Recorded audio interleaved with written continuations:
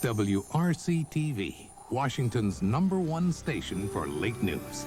This is News 4 at 11 with Pat Lawson News. Weather with meteorologist Tom Kierein. And sports with Wally Breitner.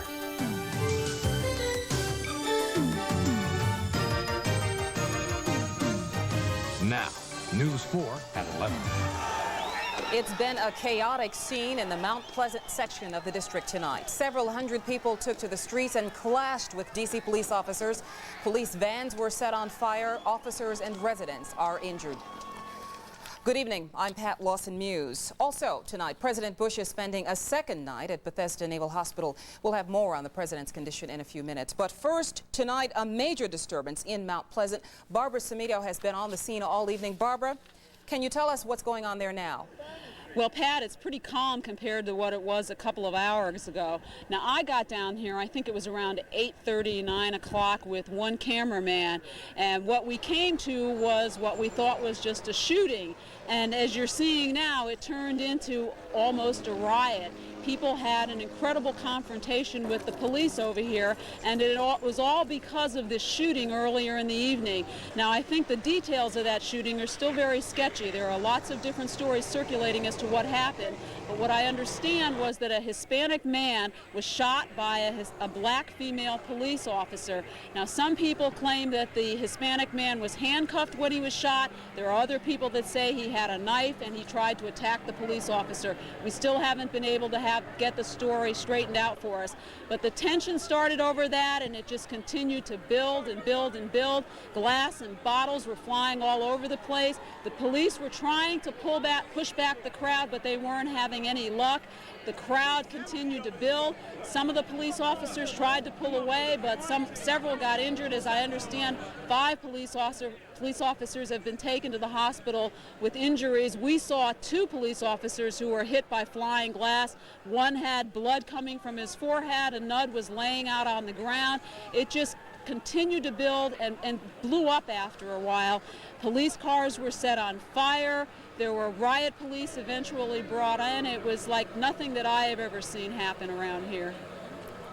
Now, Barbara, a question. You've been there, as you indicated, since pretty much the very beginning. Did it appear to you that the same group of people were involved in this, or that there was sort of a domino effect with more and more people getting involved? No, I think that it basically was the same group of people from the very beginning who were very angry about the way this shooting was handled. There were a lot of angry words being shouted at the police. Unfortunately, I didn't understand a lot was being said to them.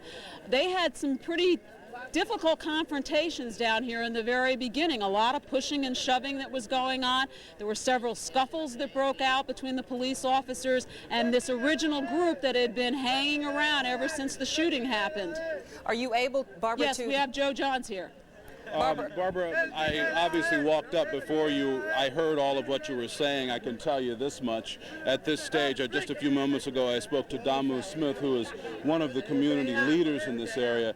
He told me that several other community leaders right now are trying to get together, apparently in an effort to quell some of this tension in the Adams Morgan neighborhood. The police department obviously is doing what they can. I can add to what you said just a little while ago. I walked quite a distance down 16th Street in an effort to get closer to the scene.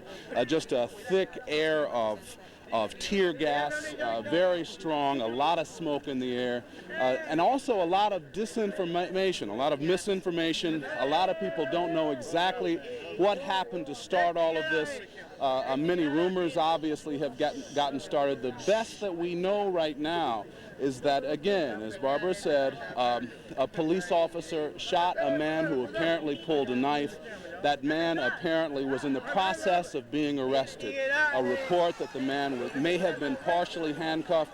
Another person could have been handcuffed. It's not clear to us at this stage. We spoke also with Lieutenant Reggie Smith, the D.C. Police Department's public information officer. He said a lot of misinformation is out here, and what they're calling for right now is just a little bit of calm so that all the details can be sorted out and they can go from there. And what you're seeing right now on your screen is some of the stuff that happened very early in the evening when I first got down here, some of the original scuffles. I think what's important about what Joe said is the disinformation. That's the problem, it seems, from the very beginning. There were lots of different stories going on around this community about what happened, and I think it just blew out of proportion.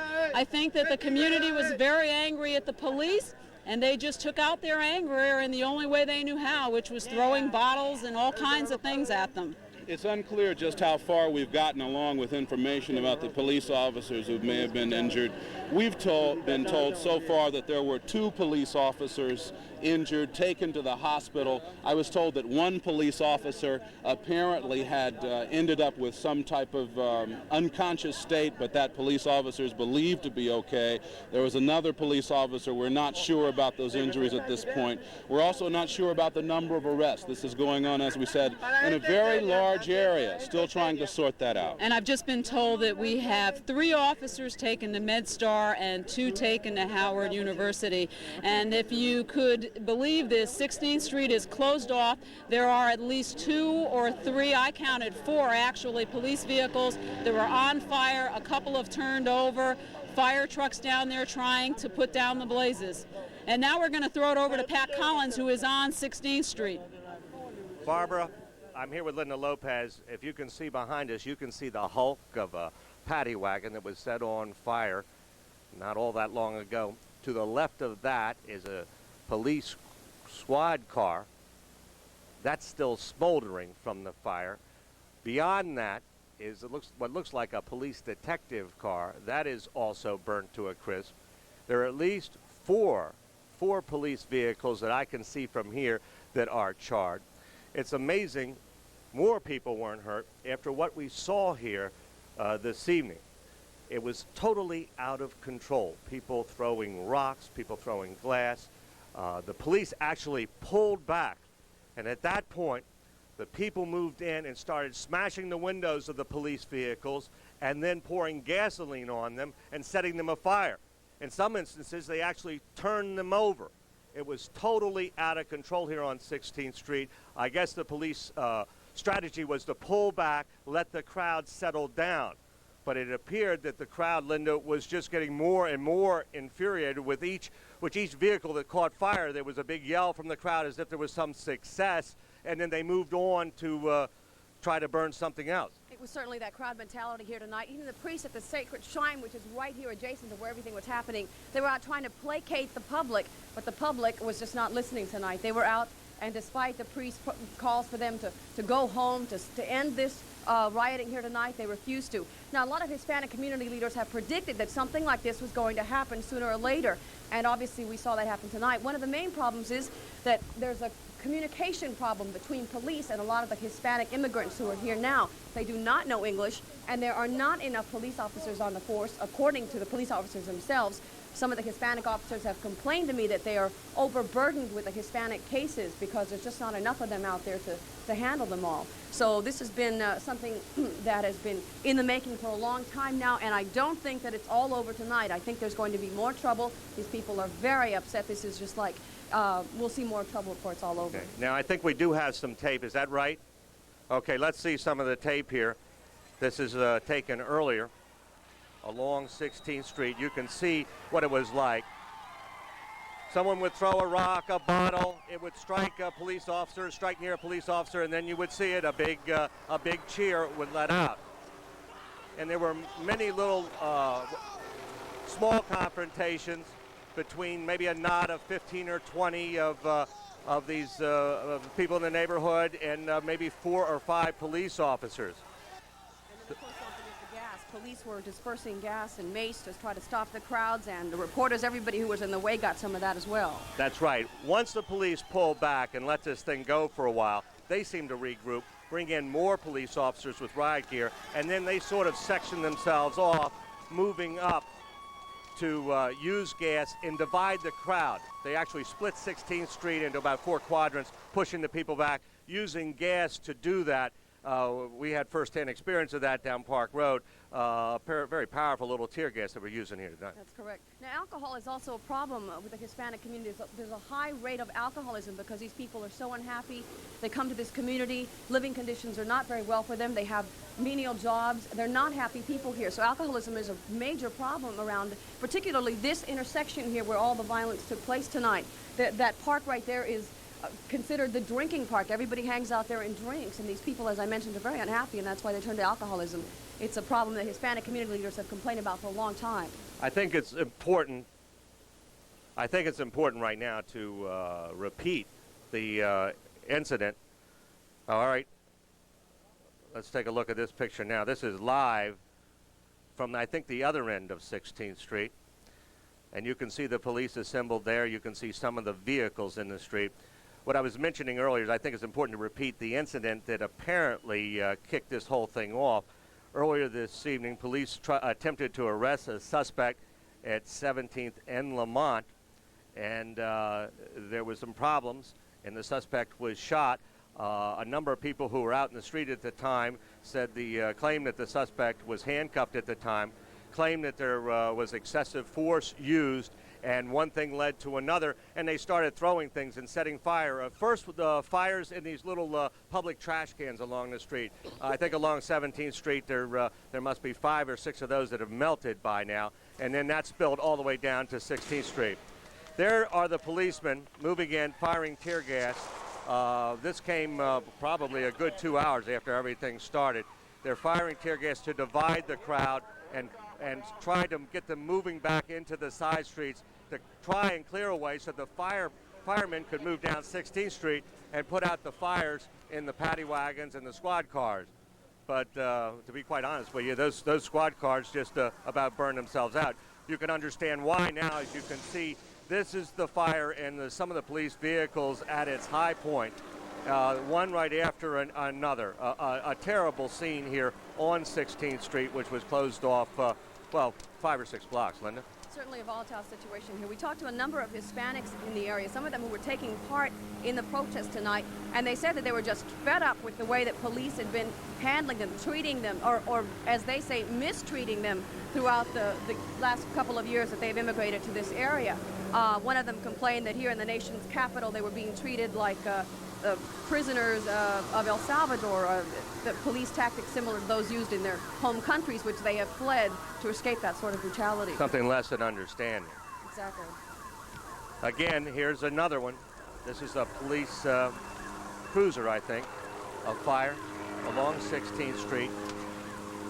I was right there. Mike Watley shot these photographs for it. You could hear these pops, pop, pop, as the fire went around and apparently exploded the tires in the car, and I don't know what else might have been inside the car, but you'd hear these little miniature explosions, and people would move back fearful that there might be something worse on the way. And even reporters, not only police, but even reporters were dodging bottles and glass that were being thrown throughout the night here, as particularly once those patrol cars were lit up and things were really at the height of the confusion and anger out here. Yeah, you can see the police moving in. This is like one unit, one squad, if you will, moving up 16th Street.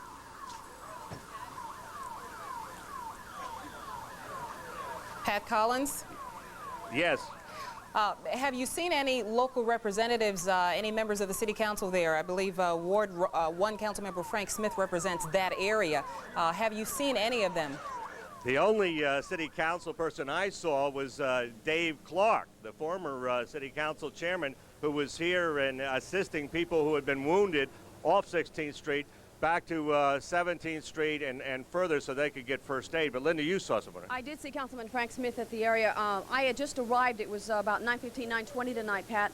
And as I was running in to get into the area, I saw him. He was being briefed by Chief Fullwood himself, and I didn't have time to talk to him at that point because I was trying to get into the area, but he was being briefed. He seemed very concerned about what was happening here tonight, and the chief was telling him that they had things under control. Obviously, that was not the case because when I came on the scene, things were there was still a lot of trouble out here at the scene. And I must say, even though it is very quiet and appears to be peaceful now, I wouldn't exactly call 16th Street normal at this point, would you? No, there's still a lot of people out here. People are watching from their rooms, their apartments, and there's people on the streets looking out. There's a lot of anger out here, so that this could blow up again any time now. I'm sorry, Pat, did you have another question? No, that's it, Pat. I guess what we should say to people who are watching at this point is the best thing to do probably is to stay indoors, and hopefully this will pass, and perhaps there will not be further major disturbances there. We'll have more on this story, an update on this story later in the newscast, and coming up next, though, an update on President Bush's condition. Stay with us. So I drive the car, the Mercedes. And the more I drive it, the more I think I really do want this car. She didn't say much, but I think she liked that 190E. But the more I want it, the more I'm wondering, how can I do this? Just because it's a Mercedes, she's got this wild idea about the price. No, if you have to ask. So I said, surprise, $29,250. That's it? That's really it. Really? Really. On your next vacation, don't miss the world's premier movie attraction, Universal Studios Florida. You'll face the fury of King Kong. Join the Ghostbusters. Nickelodeon in action. More movie production than at any studio in Florida. Go back to the future. Don't settle for an imitation. Come to Universal Studios in Orlando, the only place on Earth where you can ride the movies. For our brochure and special savings, call 1-900-884-STAR. Margaret Glidden has no idea that the precise navigation of this flight is the result of Honeywell control technology. But then if she had to think about it, we wouldn't be doing our job. Honeywell, helping you control your world. Right now, Ginny isn't worried about the Honeywell control technology keeping these offices comfortable. If she were worried, Ginny? You'll be okay, Mom. we wouldn't be doing our job. Honeywell, helping you control your world.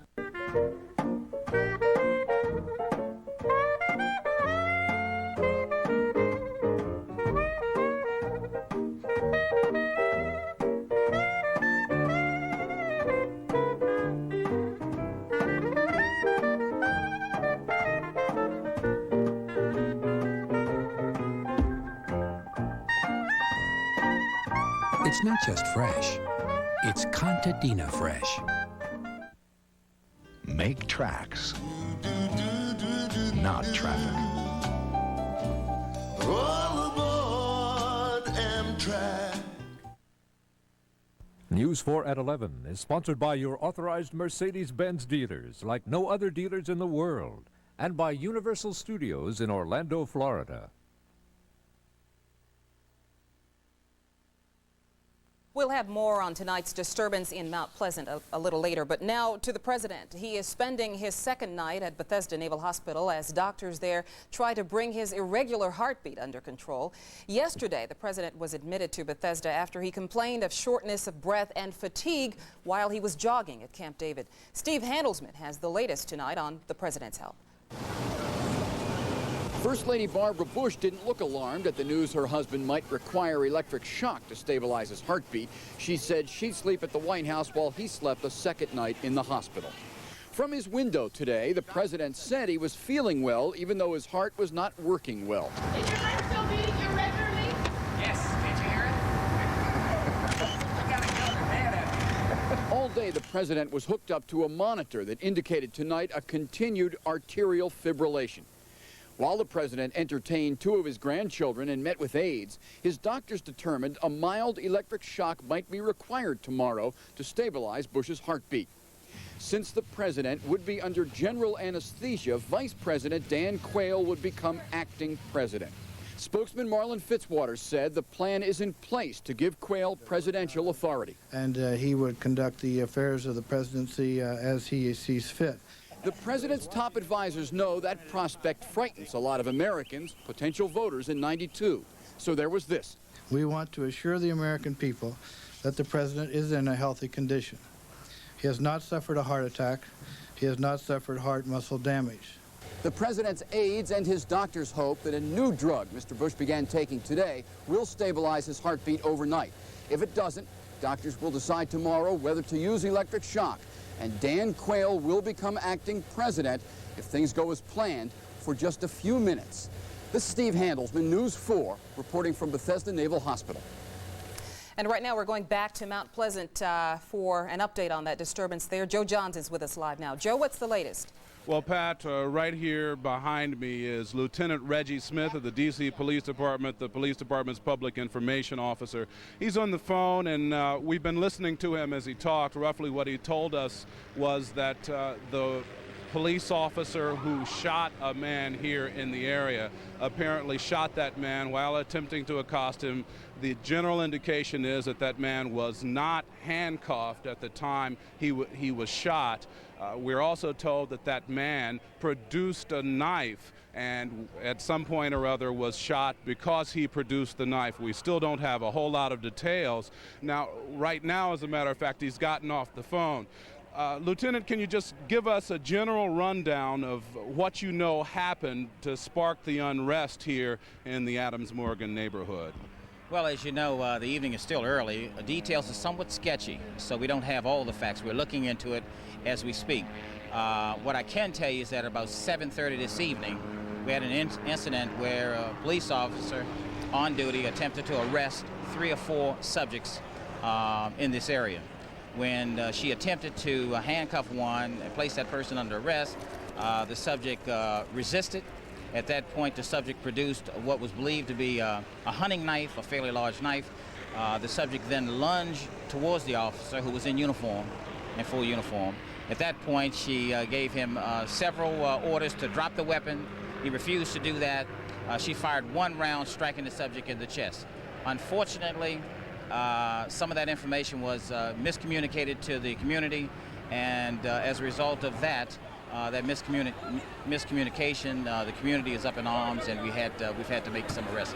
There have been some police cars damaged, destroyed, set on fire. What can you tell us about that? As a result of the civil unrest, we've sustained some damage up here. 4 marked units were turned over and set afire. We've had 1 marked unit, 4 marked units, 1 unmarked unit, and a number of other wagons that have been damaged. So I saw up the street here on 16th a ways what appeared to be a truck that had set on fire. Is that an arrest transport vehicle? Yes, it is. Okay. And as you can see, we're trying to coordinate the resources of the D.C. Fire Department. They were dispatched here and put the vehicles out of fire. Office of Emergency Preparedness is here, along with the police department. We're trying to coordinate the resources across the agency. 2 officers injured or 3 officers injured? What's the number? Based on the preliminary findings, I believe we've had at least a half a dozen police officers sustaining injuries. They've been taken to area hospitals. I don't know the condition of the police officers at this point. Any indications that any officers were seriously injured? We certainly hope not. We seem to think that some of the injuries are minor. We're hoping that the injuries are just minor. All right, thank you. I also have to correct something I said at the beginning. The Adams Morgan neighborhood is about 2 or 3 blocks away from us. This is the Mount Pleasant neighborhood. Is that correct? That's correct. All right. Thank you very much, Lieutenant Reggie Smith. We'll be getting back to you again. That's what we know. To add a little bit of information that was put in my ear just a few minutes ago, we're told that Mayor Sharon Pratt Dixon has people who are on the scene. It's not clear at this point whether or not the mayor is here.